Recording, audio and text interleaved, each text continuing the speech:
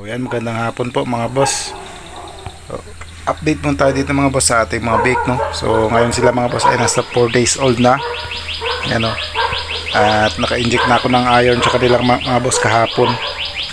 Kahapon pa ako nag-inject sa kanila ng iron. Yan. So, malaki na rin sila mga boss. So 4 days old, oh. Ang lalaki na. Bilis lang.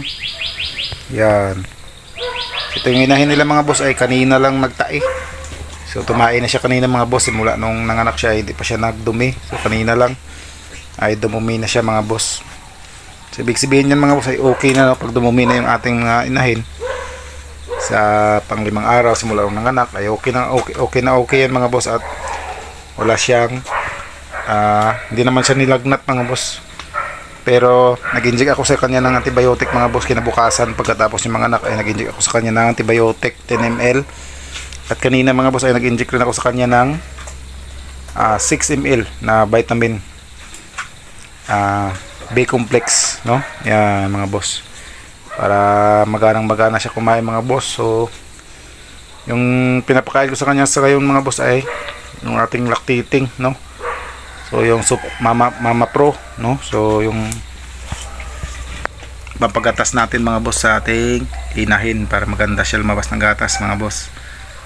So Mama Pro Premium yung ginamit natin mga boss. So hindi natin ginamitan ng Vital para maganda yung ating mga biik mga boss. Yung Mama Pro Milk Maker yung ginamit natin mga boss. Yan. So sa kanina mga boss ay pinapractice ko na yan yung ating mga biik, no. So tinunaw na feeds na para sa biik, yung super biik natin. Yun yung ginamit ko mga boss. Yung Immuno Booster pala mga boss na page yung ginamit ko sa ating mga bake nito. So tinuna ko sa mainit na tubig at saka pinalamig ko muna at dinalagay ko muna mga boss sa didi ng ating inahin, no. So pa-practice lang mga boss para malasahan lang nila kunti. So 2 times a day lang, isa sa umaga at isa sa hapon mga boss. Yan, ang ganda na nila mga boss, oh. So ika 10 days nila mga boss. So 4 days pa lang naman sila ngayon, bukas 5 days.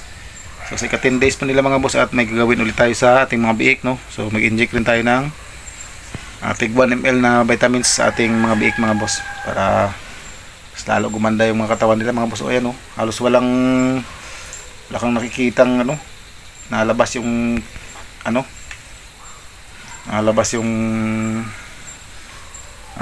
buto sa likod, oh. Halos wala, no.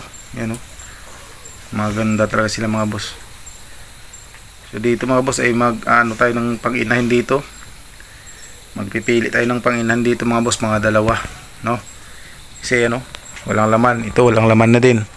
Kailangan natin ng kahit 3 o 2 mga boss na pang-inahin. So dito na lang tayo kukuha sa lahi natin mga boss, kasi pag sa iba pa tayo kumuha hindi natin alam yun kung maganda ba talaga or hindi. At least dito alam natin ang history ng ating inahin, no.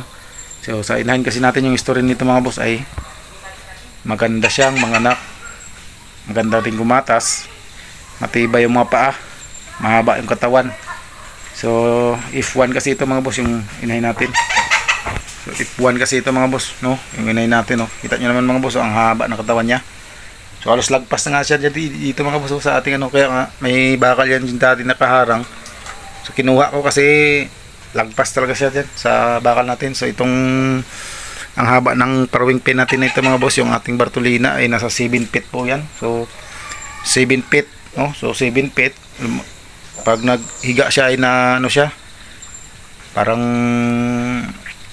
hindi siya makahiga masyado kasi nga bumabangga yung puwet niya dyan sa ilalim na may kabilya kasi dyan dati mga boss na pag no, ay bumabangga siya, kaya kinuha ko na lang kasi sumusobra yung puwet na dyan sa labas talaga.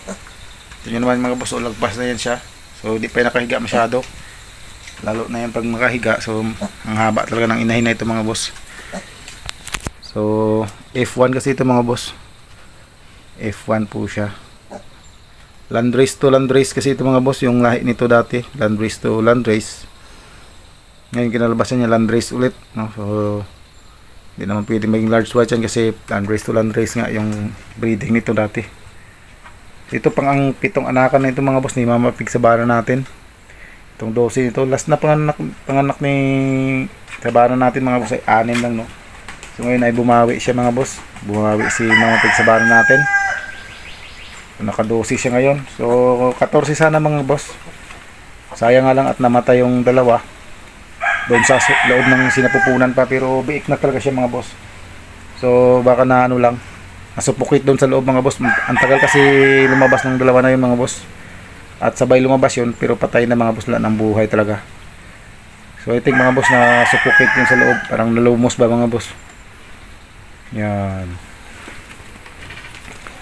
Grabe, ang gaganda ng mabit na rin ngayon mga boss. Yan o. Yan o. Pinakausap niya yung nanay niya mga boss o. Yan. Pinakausap niya yung nanay niya o. Yan. So yung tanda na pula na yan mga boss sa talagang likod ay kapon yan. Nangyari nung pag-inject natin ng iron, no. So 1 ml per piglet yung in-inject natin sa ating mga biik mga boss. Yeah. So dito may ilaw din tayo para sa lamig. Sa lamig nila. Yeah. Pag nilalamigan, pumapasok sila diyan mga boss. May butas naman doon, no. So, pumapasok sila diyan at nagpapainit dito sa loob. Yeah. Okay. So yan na muna mga boss yung ating update, no, sa ating mga biik. So nasa 4 days old na sila ngayon mga boss. Ayun.